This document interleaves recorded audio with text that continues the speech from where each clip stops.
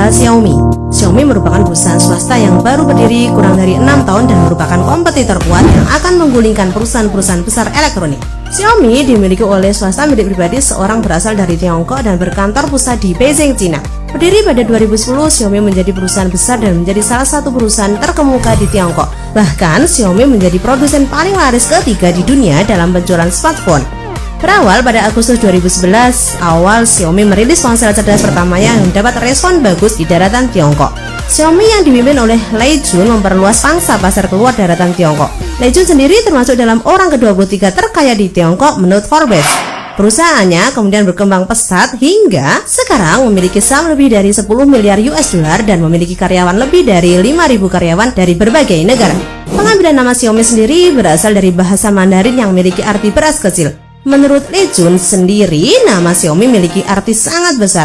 Xiao berarti sebutir beras dalam konsep Buddha, sama besarnya seperti gunung, dan Mi sendiri singkatan dari Mobile Internet, atau juga bisa disebut Mission Impossible karena pendirinya sendiri mendapatkan banyak masalah ketika mendirikan Xiaomi hingga terlihat mustahil untuk diselesaikan.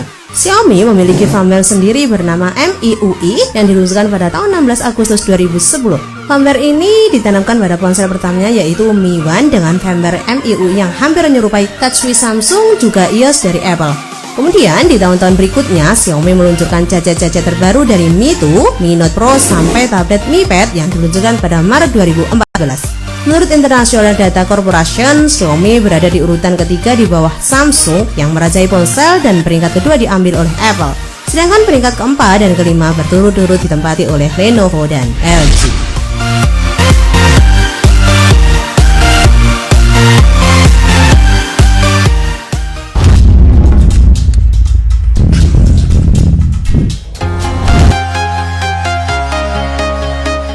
Yang kedua adalah Oppo.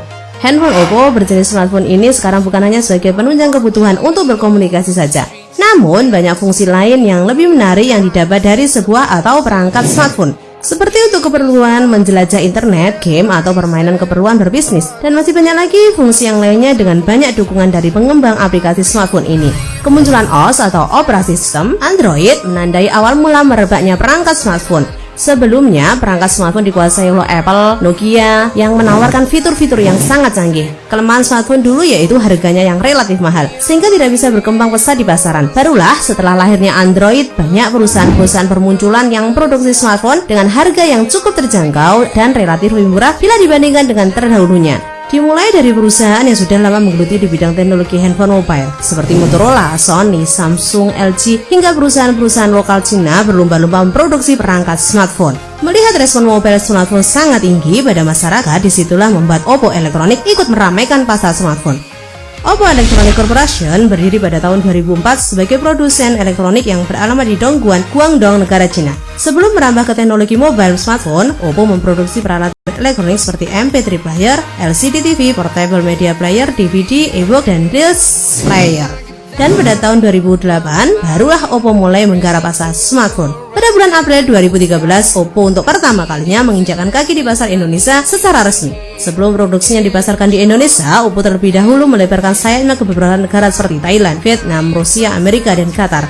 Sejak saat itu, Oppo terus melakukan promosi, memperkenalkan kualitas brandnya melalui iklan media, cetak, TV, internet, dan lain sebagainya. Produk unggulan smartphone Oppo adalah Oppo Find 5, Oppo Find Y-U7015, dan Oppo Find Piano. Kisaran harga smartphone Oppo yang beredar di pasaran Indonesia mulai dari 2 juta hingga 6 juta. Untuk memuaskan konsumennya, Oppo Indonesia Elektronik mempunyai layanan konsumen, yaitu service center yang tersebar di beberapa kota yang ada di Indonesia. Dengan adanya layanan konsumen atau service center resmi Oppo, Anda tidak usah khawatir lagi jika suatu saat nanti ada kerusakan pada smartphone Anda, karena Anda bisa mengunjungi service center yang terdekat.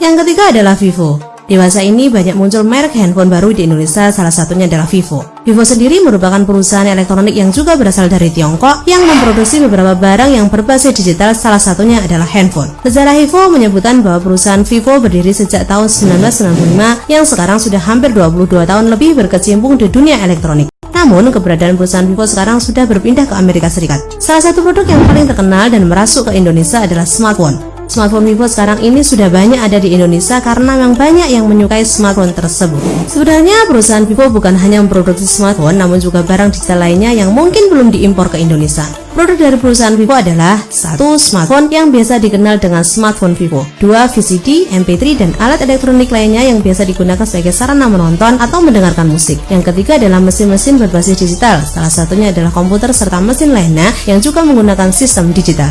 Itulah beberapa produk dari perusahaan Vivo. Sejarah Vivo juga menyebutkan bahwa mempunyai moto dalam pelayanannya yang menjadi suatu budaya perusahaan Vivo tersebut. Budaya yang pertama adalah kualitas, sehingga dalam memproduksi barang-barang digital tersebut yang paling diutamakan adalah kualitas dari produk tersebut. Hingga sekarang ini, produk Vivo sudah banyak diterima oleh masyarakat luas termasuk di Indonesia. Salah satu produk Vivo yang sekarang ini sering sedang booming adalah smartphone Vivo. Smartphone dengan berbagai fitur tambahan ini membuat perusahaan Vivo semakin naik, karena produk smartphone Vivo sudah banyak diminati oleh masyarakat luas. Memang dari segi kualitas, produk Vivo sudah mampu bersaing dengan produk digital lainnya, sehingga tidak heran jika produk dari perusahaan Vivo banyak diminati oleh masyarakat. Dengan munculnya produk smartphone Vivo terbaru ini membuat perusahaan baru di Indonesia dalam bidang teknologi digital. Itulah tadi sejarah Vivo dalam produk smartphone terbaru dengan kualitas terbaik di Indonesia.